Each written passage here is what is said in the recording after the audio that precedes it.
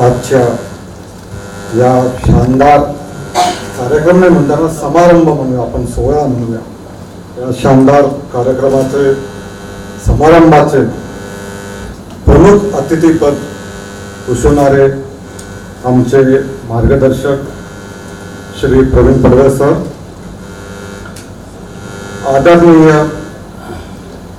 कमलेशजी, आदरणीय शुभेंदुजी,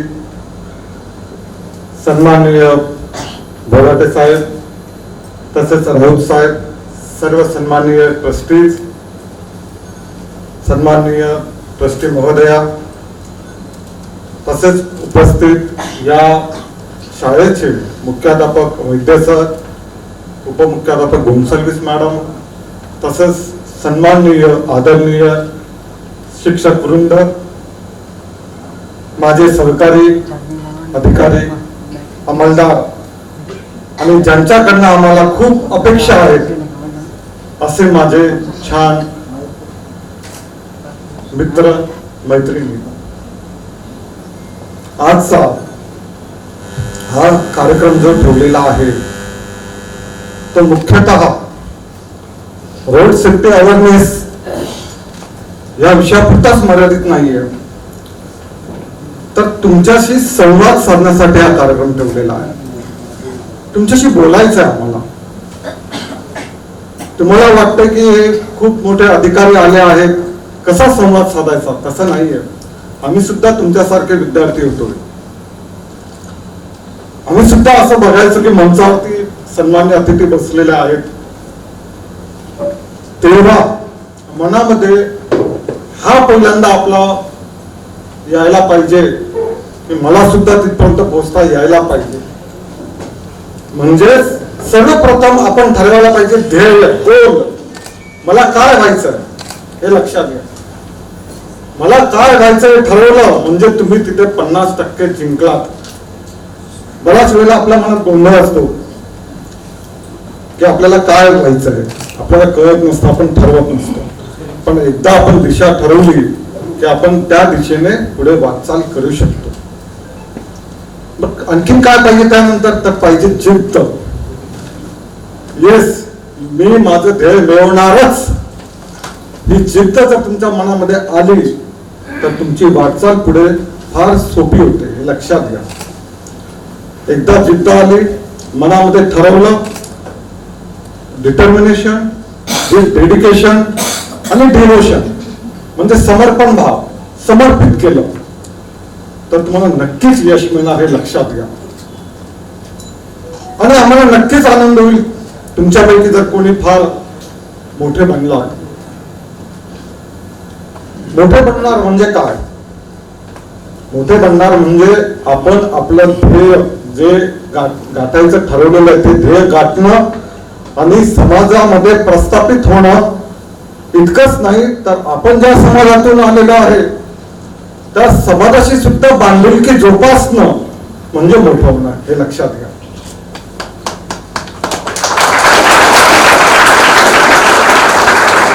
मोठं झाल्यानंतर कधी विसरू नका, समाजाचं ऋण आपल्याला फेडायचं असतं, म्हणून आपल्याला समाजाशी बांधिलकी ठेवायची असते. शुभेंदू सरांनी तेव्हा रोड सेफ्टी अवेअरनेस बद्दल सांगितलं, रोड सेफ्टी अवेअरनेसची नातं जोडायचं सांगितलं. आम्ही इथं आल्यानंतर आमचं नातं तुमच्याशी जोडलं गेलं.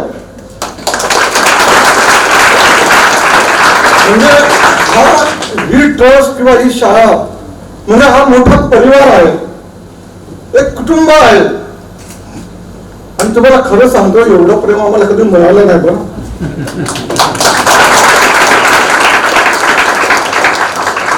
म्हणजे एवढा प्रेमाचा मारा झाला की कुटुंबासारखं झालं. बरं असू दे, कुठेही आपण जिथे काम करतो ना किंवा जिथे शिकतो तिथे एक गोष्ट नेहमी लक्षात ठेवायची. आपण ज्यांच्यासोबत काम करतो, आपण ज्यांच्यासोबत शिकतो तो आपला परिवार म्हणून नेहमी मानायचं. ते आपले फॅमिली मेंबर्स आहेत. आणि आपण आपल्या कुटुंबाकरता, आपल्या ताई करता, दादा करता, पप्पांकरता, मम्मी करता जेवढ्या प्रेमाने आपण करायला जातो ना, तेवढ्याच प्रेमाने आपला फॅमिली मेंबर्स करता करायचा. तसंच आपण जिथे काम करतो, जिथे शिकतो, तिथे सुद्धा सगळ्यांसोबत असंच वागायचं, हे लक्षात घ्या. आपलं कुटुंब, आपली संस्था, आपले स्कूल, आपला समाज आणि आपला देश हा एक परिवार आहे. एकमेकांबद्दल जेव्हा आपल्या मनात प्रेम निर्माण होईल, तेव्हा आपण सगळे सोबत वाटचाल करू शकू, पुढे चालू शकू.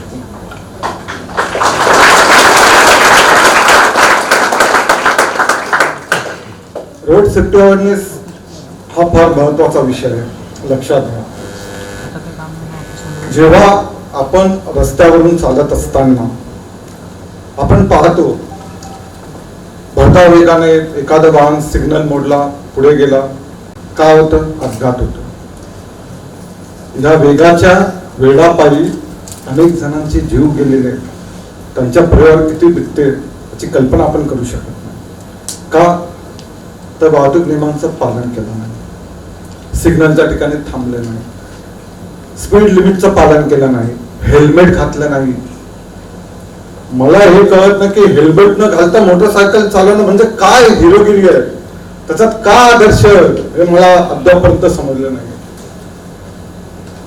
हेल्मेट हे आपल्या सेफ्टी करता असतं. आपलं डोकं सगळ्यात नाजूक अवयव मेंदू असतो, त्याला सेफ करण्याचं काम आपला हेल्मेट करतं. अपघात झाला, हेल्मेट तुम्हाला वाचवतं. हात तुटला, फ्रॅक्चर झाला, पाय तुटला, तो परत भरून निघतो. पण एकदा डोकं फुटलं, मेंदू क्रॅश झाला, तुम्ही जिवंत राहत नाही. असं असताना सुद्धा हेल्मेट घालत नाही. म्हणून हेल्मेट घालणं हे फार आवश्यक आहे. हे सगळं नियमांचं पालन करण्याची जबाबदारी फक्त आमची नाहीये किंवा एनजीओ जे आहेत त्यांची नाहीये. ही जबाबदारी तुम्हा आम्हा सगळ्यांची आहे. आणि हा बदल कोण घडवून आणू शकतं? तुम्ही तुम्ही तुम्ही म्हणाल आम्ही कसं, आम्ही तर छोटे मुलं. अरे नाही, तुम्हीच घडवून आणू शकता. तुमच्या फॅमिलीमध्ये, तुमच्या परिवारामध्ये तुमचे बाबा कुणाचं ऐकता? एक मम्मीचं बरोबर, आणि दुसरं मुलांचं. तुम्ही आग्रह धरायचा, पप्पांना सांगायचं, ताईला सांगायचं, दादाला सांगायचं, मित्राला सांगायचं, जे जे बाईक वापरतात त्यांना सांगायचं. जर आपल्याकडे बाईक नसली, वाहन नसलं तरी आपला कोणतरी मित्राकडे असतात, त्याच्या दादाकडे असेल, त्यांना सांगायचं, दादा, ताई, मामा, मावशी, काका जे कोणी असतील, वाहतुकीच्या नियमांचं पालन करा. कारण तुम्ही धडधाकट असणं हे आमच्या दृष्टीने फार महत्वाचं आहे. कारण आम्हाला तुम्ही आवडतात, आमचं तुमच्यावर प्रेम आहे. म्हणून आम्ही या प्रेमापोटी तुम्हाला सांगतो की तुम्ही वाहतूक नियमांचं पालन करा, अपघात होऊ देऊ नका, आणि दारू पिऊन तर मुळीच वाहन चालवू नका. दारू पिऊन वाहन चालवणाऱ्याला वाटतं की मी फार कंट्रोल मध्ये, फार नियंत्रणात आहे, पण तसं काही नसतं. त्याचा वाहतुकीचं पुढे जाण्याचं गणित हे दारूमुळे चुकतं आणि अपघात होतं. कारण तो त्याचा प्रेम जो असतो तो दारूच्या अंमलाखाली असतो. म्हणून आपल्या सुद्धा जर कुणाचा लक्षात येत असेल, आपल्या घरून सुरुवात करायला पाहिजे, सांगायला पाहिजे. एक तर पहिल्यांदा सांगायचं दारू पिऊच नका, नाही ऐकलं तर म्हणा दारू पिऊन वाहन तरी चालवू नका, एवढी आमची विनंती आहे. हे तुम्ही घडवून आणू शकता. कारण you are talented, you are having potential, you are having capacity, you can change the world, you can conquer the world.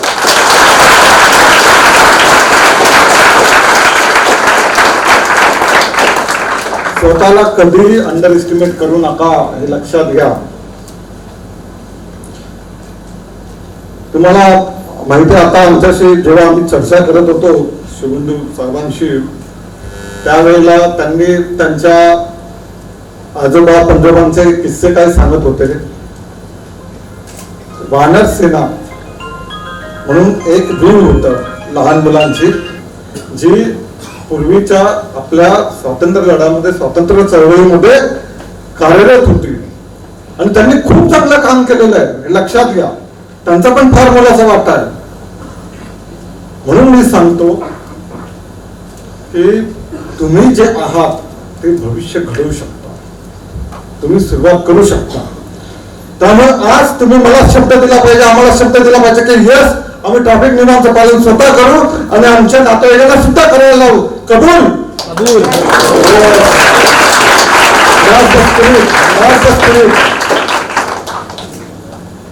मला एवढी नक्की खात्री आहे की तुम्ही इथे सगळे आलेला आहात, तुम्ही शांतपणे हे सगळं ऐकत आहात. तुमच्यावर खूप चांगले संस्कार केलेले आहेत तुमच्या पालकांनी आणि या शाळेने, हे आम्हाला दिसत आहे. आम्हाला एवढा वर्षांचा अनुभव नक्कीच आहे.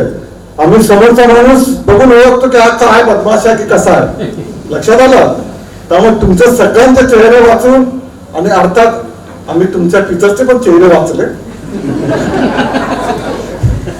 सगळे छान आहे, लक्षात घ्या. ही टीम खूप छान आहे. तुम्ही खरंच भाग्यवान आहात की तुम्ही या शाळेचे, या परिवाराचे सदस्य आहात.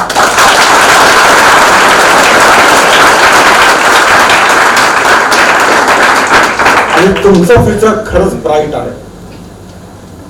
त्यामुळे you should always think positively. सकारात्मक विचार करायचा, कधी सुद्धा निगेटिव्हिटी माइंड मध्ये येऊ द्यायची नाही. पुन्हा पुन्हा प्रयत्न करायचे, मी कशातच कमी पडणार नाही हे तुमच्या मनाला सतत सांगत राहा. Yes, I want and I will get it. हा बाणा तुम्ही ठेवा. मी जास्त वेळ घेणार नाही, अजून सरांचं पण आपलं मार्गदर्शन भाषण आहे. पण मी आज एवढ्यावरती समाधानी नाही. पुन्हा एकदा कुठला तरी कार्यक्रम ठेवा, आम्ही नक्कीच परत येऊ, पुन्हा तुमच्याशी संवाद साधू. मला इथे उपस्थित राहण्याची संधी दिली, एवढं प्रेम दिलं, याबद्दल मी आपल्या सगळ्यांचा अत्यंत आभारी आहे. धन्यवाद. जय हिंद, जय महाराष्ट्र.